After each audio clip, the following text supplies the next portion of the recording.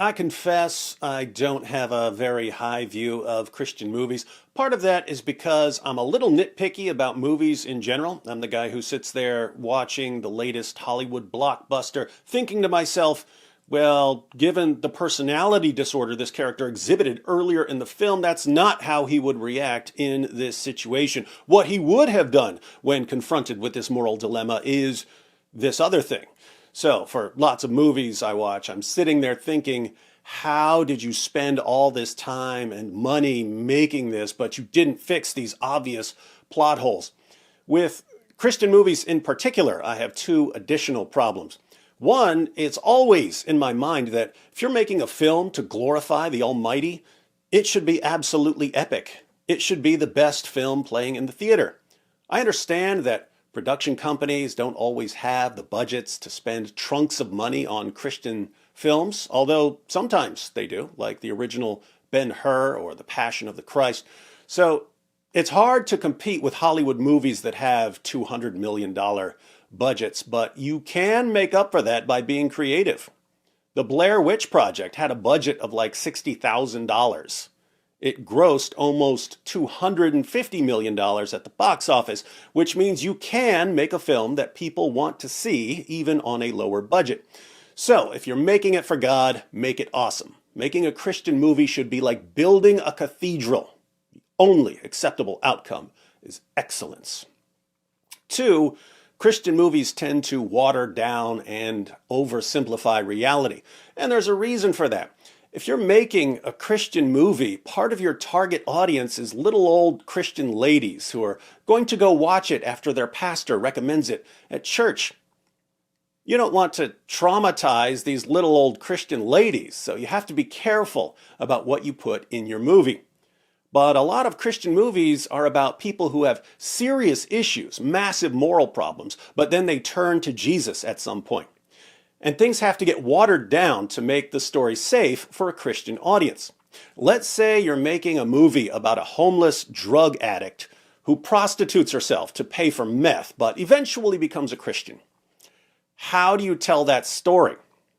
Obviously, you're not going to show certain things that would be part of that person's life, but how do you accurately show anything that would be part of that person's life? Even if you show a conversation this homeless, drug-addicted prostitute has with another character, how realistic can you make that conversation? You have to tone down the language and the topic matter. You have to make the conversation Christian movie friendly. And in doing so, you make the conversation inauthentic, unrealistic. In other words, I would be watching that movie thinking, that is not how these characters would talk. This is like a nice Christian's idea of how this conversation would go, but not how the conversation would actually go. Now, I don't know what you do about this problem. Do you make the scenes and the dialogue so realistic that your Christian movie ends up being R-rated and a bunch of your target audience won't watch it? You don't want to do that. So we might just be stuck with watering down reality to make it safe for Christian movies. That may be the most effective way to do things. But I'm usually not terribly interested in watching it. So I wasn't going to go watch Jesus Revolution because I'm in the habit of not watching most Christian films. Then my friend John McCrae, What Do You Meme, posted a video about it. John has terrible taste in movies, music, and friends, so his endorsement of a film would normally be a good reason not to watch it. But a bunch of people in the comments said they liked it, so my wife and I headed to the theater. For the first 20 or 30 minutes, I was not impressed. It was exactly what I expected. I looked at my watch multiple times, wondering how long I was going to have to sit there. But then the movie started to grow on me. I used to watch Cheers back in the day, so I like Frasier Crane. He plays a pastor in Jesus Revolution, a pastor who decides, against the wishes of certain members of his congregation, to invite hippies into his church. All of the acting was good. Some of the dialogue was standard, kind of cheesy Christian movie dialogue. But this kind of cheesy Christian movie dialogue was eventually overshadowed by some really good dialogue. and more importantly, by some very significant, very meaningful, very timely messages. And keep in mind, Jesus Revolution is a true story about a Christian revival in California. Two big takeaways from Jesus Revolution. First, the main point of the film is that Christians shouldn't be Pharisees. Hippies made Christians really uncomfortable. Hippies were these young people walking around barefoot, living in tents, not taking showers, getting high, and having sex in the park. Do you want these weirdos in your church? Of course not. A bunch of smelly hippies walking into your church would make your congregation extremely uncomfortable. But when did being comfortable become the supreme goal of Christianity? Jesus didn't make people comfortable. He made people really, really uncomfortable. He made people so uncomfortable that they wanted him dead. And one of the things he did that made people really, really uncomfortable was that he would hang out with the outcasts of society. People that the Pharisees, the religious elite of that time, wouldn't touch with a stick. Jesus would hang out with tax collectors and prostitutes. And tax collectors in first century Israel were not like IRS agents. These were Jewish tax collectors who collected money from their fellow Jews for their Roman oppressors. Tax collectors were viewed as traitors, selling out their own people for profit. But Jesus would eat with them and have discussions with them. One of the tax collectors even became an apostle, the Apostle Matthew. Jesus associated with outcasts. And when people would ask him, "Why are you hanging out with these sinners?" he would reply, "It's not the healthy who need a doctor. I didn't come for the righteous. I came for sinners. I came for the lost." That idea should be built into Christianity, and yet every generation has its share of Pharisees. The Pharisees weren't just a first century Jewish group. The Pharisee mindset is always with us, telling us, stay away from those people. Those people are too awful.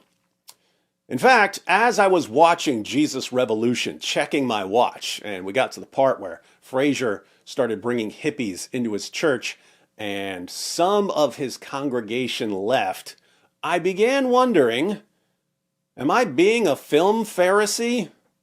Do I think I'm too good for this movie because it's not Mad Max Fury Road? Am I sitting here in judgment instead of just watching a film and seeing where it goes? Indeed, I was. I was being a film Pharisee. But I kept watching, and they did an excellent job making a point about Christians doing the difficult work of opening their arms to society's outcasts, like Jesus did. Second, Jesus Revolution made a good point about God using people who are far from perfect. The original disciples of Jesus were a band of misfits. Then they were joined by the Apostle Paul, who started off as a Pharisee and a Christian killer. And somehow this band of misfits turned the world upside down, even after the most powerful empire the world had ever seen targeted them for destruction. And when you watch Jesus Revolution, you see a bunch of deeply flawed people leading a Christian revival. One of those people, Lonnie Frisbee, is someone that a lot of Christians would like to erase from the history of the California revival. Lonnie Frisbee, in the movie and in real life, was the hippie who convinced Pastor Chuck Smith, i.e. Frazier Crane, to invite hippies into his church. Lonnie said, "These young people are looking for all the right things in all the wrong places. They're like sheep without a shepherd, and somehow Christians want nothing to do with them." Lonnie Frisbee had some awesome qualities and some serious problems. He loved Jesus, he loved people, he also had serious psychological and moral problems. It would have been very easy to ignore or minimize his role in the Jesus Revolution in California. Instead, the film highlights his role in the revival, showing that God continues using misfits to reach the lost. Hats off to the writers and producers for not giving in to the relentless urge to make Christians seem better than we are. So, should you go see Jesus Revolution while it's still in theaters? You can, of course, always see it some other way later, but there's one more consideration here. Hollywood production companies are always paying close attention to who shows up to the movie theaters. If you'd like to see more Christian films, you can actually send a message by what you watch. Now, you don't want to go see bad Christian movies just because they're Christian movies. That sends the wrong message. That sends the message that Christians will watch garbage as long as it's got something to do with Jesus. So you don't want to go see bad Christian movies. But if a Christian film is worth watching, Christians should go watch it. And Jesus Revolution is worth watching. Side note for those of you with normally functioning human emotions, my wife was crying for like half the movie.